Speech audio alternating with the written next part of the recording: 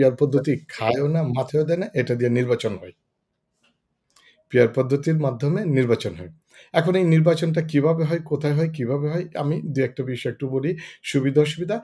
Then people will decide. জনগণ decide করতে তাদের বুঝতে সুবিধা হবে যে আসলে পিয়ার পদ্ধতিটা কেন দরকার? আমি এই ব্যাপারে মনে হয় বহুবার আপনার টক শো থেকে শুরু করে বিভিন্ন ফোরামে আলোচনা করেছি যে, পিয়ার পদ্ধতিটা সর্বপ্রথম চালু হয় বেলজিয়ামে ১৮৯৯ সালের দিকে। পরবর্তীতে বিভিন্ন দেশে এটাকে অ্যাডপ্ট করা হয় এবং বর্তমানে যে পৃথিবীর ১৭০ টি গণতান্ত্রিক দেশের মধ্যে প্রায় ৯১ টি দেশে প্রায় ৫৪% বিভিন্ন আপার হাউস, লোয়ার হাউস বা বিভিন্ন ফরমেটে এই পিআর পদ্ধতিটা চালু রয়েছে।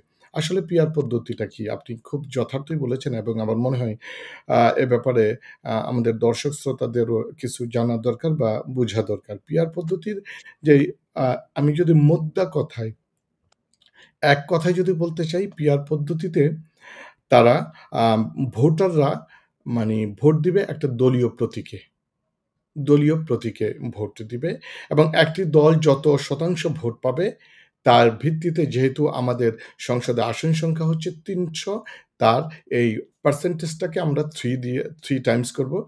অর্থাৎ কোনো একটি পার্টিকুলার দল যদি ১৫% ভোট পায়, তাহলে সে সংসদে তার প্রতিনিধিত্ব করার সুযোগ পাবে ৪৫ টি আসনে। অর্থাৎ তারা প্রতীককে ভোট দিবে। এখন এক্ষেত্রে যেই কথাটা বারবার আসছে, কেউ বলার চেষ্টা করতেছে, উম আমি ভোট দিব ঢাকায়, প্রার্থী হবে মাদারীপুরে। আমি ভোট দিলাম X কে, কিন্তু সংসদের প্রতিনিধিত্ব হবে Y। এইটা একেবারে nonsensical. It doesn't make any sense. এটা একদমই না। কারণ হচ্ছে এই পিআর পদ্ধতিটা বাস্তবায়নের জন্য আপনাকে ২ টা পদ্ধতি অনুসরণ করতে হবে। একটা পদ্ধতি হচ্ছে ধরেন ক্লোজ লিস্ট আ আ পিআর সিস্টেম, যেটা হচ্ছে ভোটাররা রাজনৈতিক দলকে ভোট দেওয়ার পাশাপাশি দলগুলো আগেই তাদের একটা প্রতিনিধিদের তালিকা দিয়ে দিবে নির্বাচন কমিশনে, জমা দেয়। এবার প্রাপ্ত ভোটের আঙ্গিকে ওই তালিকা থেকে প্রার্থী চুজ করা হবে। আমি যদি এক্সাম্পল দেই এভাবে, সে ফর এক্সাম্পল একটা বড় দল সে ৩০০ আসনের একটা প্রার্থীর তালিকা অলরেডি নির্বাচন কমিশনে জমা দিয়েছে। এবার সেই বড় দল যদি ৪০% ভোট পায়, ওই ৩০০ প্রার্থীর মধ্য থেকে তারা ১২০ জন প্রার্থীকে রিপ্রেজেন্টেটিভ হিসেবে নির্ধারণ করবে। আবার আরেকটা পদ্ধতি হচ্ছে যেমন ওপেন লিস্ট পেয়ার আরকি। এটা অনেকটা theoretical হচ্ছে, বোরিং হয়ে যাবে মনে হয়। আমি আসলে একটু মানে বিশেষ করে দর্শক শ্রোতাদের বোঝার জন্য এই কথাটা বলতেছি। কারণ এই বিষয়গুলো নিয়ে আমি বারবার দেখতেছি সোশ্যাল মিডিয়া বা অনেক আ বিজ্ঞ প্রাজ্ঞ রাজনৈতিক ব্যক্তিত্বের মুখেও যে খুব মজা করে, মক করে বলতেছে, "আমি ভোট দিব ঢাকায়, কিন্তু আমার প্রার্থী হবে মাদারীপুর মাদারীপুরের।" বিষয়টা এমনটা না। আরেকটা পদ্ধতি যেটা হচ্ছে যে ওপেন লিস্ট ক্যাপ পদ্ধতি, সেটা হচ্ছে ধরেন ভোটাররা যে দলকে ভোট দেওয়ার পাশাপাশি তাদের পছন্দের প্রার্থীকেও চুজ করতে পারবে। মোটা দাগে এই ২ টা পদ্ধতির মাধ্যমে আমরা পিআর পদ্ধতিটাকে কাজে লাগাতে পারি। তাহলে আমরা বুঝলাম যে দেখেন এই পিআর পদ্ধতির কিছু সুবিধা তো রয়েছে। আপনার যেই কোয়েশ্চেনটা, এই কোয়েশ্চেনটার জবাবটা হচ্ছে পিআর পদ্ধতির সবচাইতে বড় যে সুবিধা, আজকে যেই পাশ্চাত্যের যেই আমরা বললাম ৯১ টি দেশ, এর মধ্যে দেখেন আপনি ফিনল্যান্ড, সুইজারল্যান্ড এই সমস্ত দেশগুলোতে, জার্মানিতে পিয়ার পদ্ধতি চালু রয়েছে। এর সবচাইতে বড় যে সুবিধা, আমাদের দেশে যে বিগত দিনগুলোতে আমরা দেখেছি ক্ষমতার যে ক্ষমতাকে কুক্ষিগত করা, দলীয়করণ করা এবং স্বৈরাচারী হয়ে ওঠা, ফ্যাসিস্ট হয়ে ওঠা, এই পথটা বন্ধ হবে। কেন নয়? এটার সবচাইতে বড় যে সুবিধাটা হচ্ছে আমরা অনেক সময় বলে থাকি যে আ আ এটা বাংলাদেশের মানুষের মধ্যে একটা টেনডেন্সি যে ভোট দিতে যাওয়ার সময় যদি কোনো প্রার্থী দেখা যায় একটা বা আ আ একটা এক্সাম্পল বলি, ঢাকার একটা আসনে আ একটা হেভি ওয়েট এর প্রার্থী দাঁড়িয়েছে। ওখানে অন্য একটা দলের একটা কমজোরি প্রার্থী দাঁড়িয়েছে। তো সাধারণ জনগণ বলে যে, "ভাই আমার ভোটটা নষ্ট করবে না। আমি হেভি ওয়েট ওই চুজেন এবং পরিচিত মার্কাকে ভোটটা দিব।" কিন্তু পিয়ার পদ্ধতির ক্ষেত্রে তা যেটা হবে, আপনার আ আ মানে বর্তমান পদ্ধতিতে হচ্ছে তাহলে ওই যে আমাদের হাসিন ভাই বললেন যে আ আ আ কোনো এক জায়গায় যে ১০,০০,০০০ ভোটের মধ্যে ৪,০০,০০০ ভোট পেয়ে নির্বাচিত হলো। বাকি ৬,০০,০০০ ভোট তো মানে তাহলে ওয়েস্টেজ হয়ে গেল, ইউজলেস হলো। কিন্তু পিয়ার পদ্ধতিতে যেটা হবে মানুষের মধ্যে এই ধারণাটা কখনোই আসবে না যে আমার ভোটটা নষ্ট হলো। না, কারণ সে তার প্রার্থীকে, তার দলকে ভোট দিতে পারবে। কারণ এট দ্য এন্ড এ তার দল একটা পার্সেন্টেজ অনুসারে রিপ্রেজেন্টেশন পাচ্ছে পার্লামেন্টে। তাহলে আমরা যেটা বুঝলাম যে ফ্যাসিস্ট স্বৈরাচারী হওয়ার পথটাকে তারা বন্ধ করে দেওয়ার একটা সুযোগ পাবে। এবং প্রতিটি দল কম বেশি নিবন্ধিত প্রতিটি দল যারা নির্বাচনে অংশগ্রহণ করবে তাদের কম বেশি আসন পাওয়ার সুযোগ তৈরি হবে এবং পার্লামেন্টে কথা বলার সুযোগ হবে এবং প্রত্যেকটা ভোটের মূল্যায়ন করা হবে। সে 1% ও যদি পায় তাহলে সে ৩ টা আসন পাবে।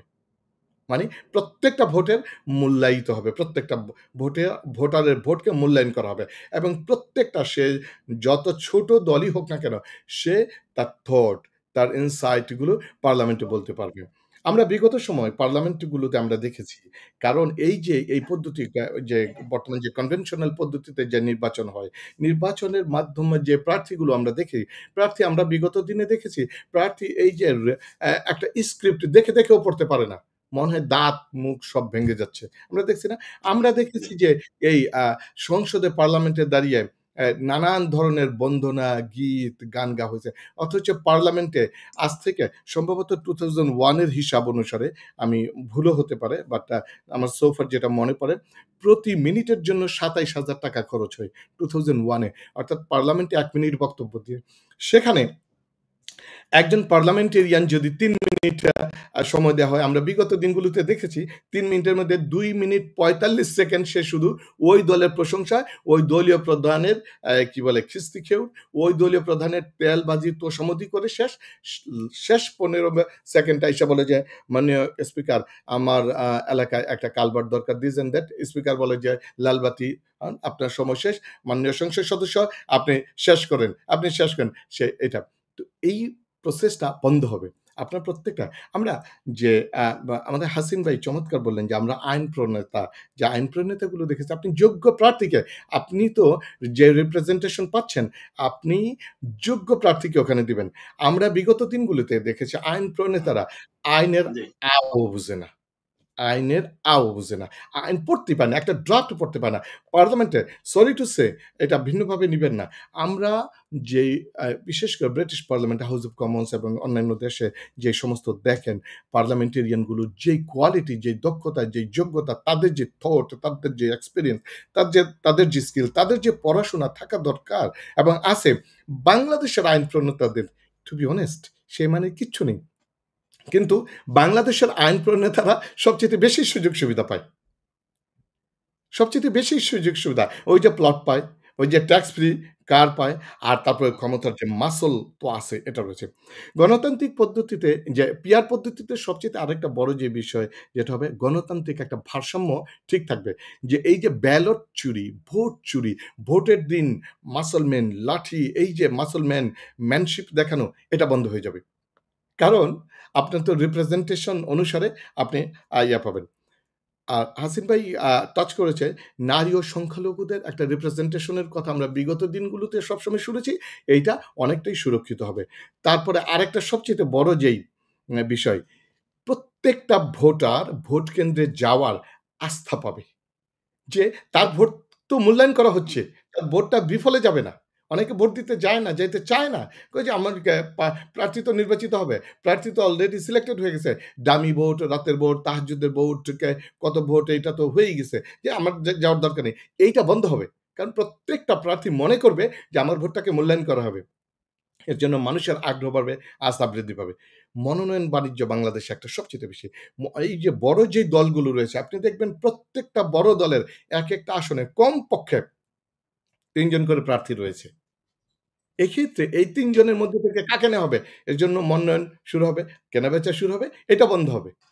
এবং প্রত্যেকটা দলের মধ্যে গণতান্ত্রিক যে চর্চাটা এটা বৃদ্ধি পাবে।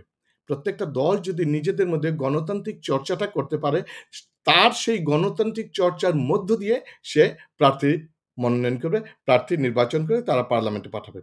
আর আরেকটা সবচেয়ে বড় কথা যে বিষয়, আমাদের দেশে যে পার্লামেন্টের নির্বাচনে এখন তো মনে হয় কমপক্ষে ৳15-20 কোটি লাগবে। এখনকার বর্তমান কনটেক্সট এ পার্লামেন্টের আসনের নির্বাচন করার জন্য ৳15-20 কোটি লাগবে। এই যে টাকার খেলা, চাঁন রাইত বলে একটা কথা রয়েছে। চাঁন রাইত, ভোটের আগের দিন একটা নোট কচকচে নোট দেয়া, প্রত্যেক ভোটারের বাড়ি, বাড়ি যাওয়া, গিয়া এই বান্ডেল দেওয়া, টাকা দেওয়া, এটা বন্ধ হয়ে যাবে। এটা বন্ধ হয়ে যাবে। এটা বন্ধ হতে বাধ্য এবং আমরা সবসময় বড় দলগুলোই পার্লামেন্টে থাকবো। ছোট দলগুলোকে আমি পার্লামেন্টে ঢুকতে দিব না। ছোট দলগুলোকে আইন প্রণেতা হতে দিব না। আইন প্রণয়নে ভূমিকা রাখতে দিব না। বাংলাদেশের জি, বাজেটে ওয়াহিদ ভাই একটু সংক্ষিপ্ত করতে হবে, দ্বিতীয় পর্যায়ে আসবো আবারও। জি, কথা বলতে দিব না। এটা কিন্তু বন্ধ হবে। কারণ ছোট দলগুলোরও একটা রিপ্রেজেন্টেশন থাকবে। এবং সবচাইতে বড় যে বিষয় যে আমাদের দেশের রাজনীতিটা তো আসলে গত কয়েকটা পরিবার, কয়েকটা ব্যবসায়ী, কিছু প্রভাবশালী ব্যক্তির অ্যা মুষ্টিগত হয়ে গেছে।